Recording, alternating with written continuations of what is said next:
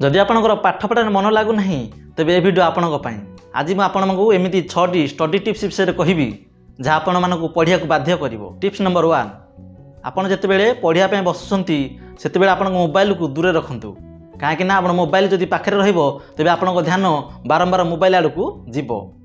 Tips number 2, प्रत्येक दिन आपन को गोटे नियम करिया पड़ो ता सहित आपन को भल निद शोवा पड़ो कहीं पाठपढ़ा सहित भल निद निहाती जरूरी अटे। टिप्स नंबर 3, सब बेले अनुशासन रहा चेष्टा करूँ कहीं जीवन में अनुशासन बहुत महत्व रखी थाए कहीं बिना अनुशासन आम जीवन में केवे आग को बढ़ी पारिबा नहीं। टिप नंबर 4, सब बेले गोटे शांत जगार पाठ पढ़ु कहीं पाठ पढ़ाई गोटे शांत जगह निहाती आवश्यक अटे। टिप नंबर 5, गोटे विषय को गोटे दिन में बारंबार पढ़ु ना कहीं गोटे दिन में गोटे विषय को बारंबार पढ़िया द्वारा आपड़ बोर होइजिबे आपन को पाठ पढ़ारे भल लगे ना तेणु अन्य विषय पढ़िया चेष्टा करूँ।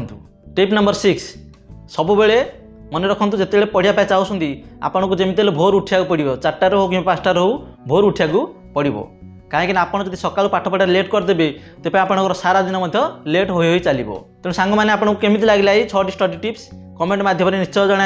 वीडियो भल लगी लाइक करेंगे और चैनल को सब्सक्राइब करने को जमारू भूलें।